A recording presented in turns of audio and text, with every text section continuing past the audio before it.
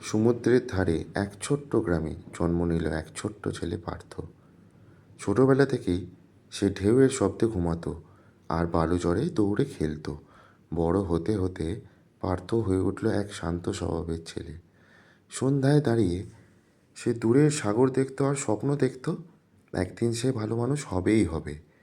যুবক হয়ে উঠতে উঠতে সে শহরে এক বড় চাকরি পেল।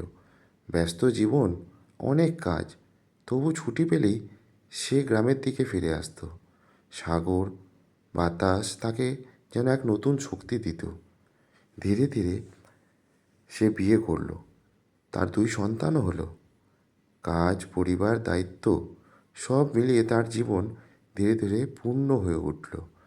পার্থ সবসময় বলতো, জীবন কঠিন কিন্তু জীবন খুবই সুন্দর। সময় এগোতে লাগলো, পার্থরও বয়স বাড়তে লাগলো, চলাফেরা ধীর হলো। তবু প্রতিদিন সন্ধ্যায় সে নিয়ম করে সাগরের দিকে তাকিয়ে থাকতো, যেমন সে ছোটবেলায় তাকিয়ে থাকতো ঠিক সেই রকম। আস্তে আস্তে একদিন বিকালে সে বালুচরে গিয়ে বসলো। সূর্য ডুবছিল, হাওয়াও নরম ছিল।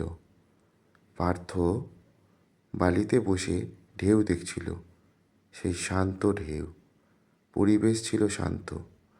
ধীরে ধীরে তার চোখ বন্ধ হয়ে এলো, কিন্তু এবার সেই চোখ চিরজীবনের জন্য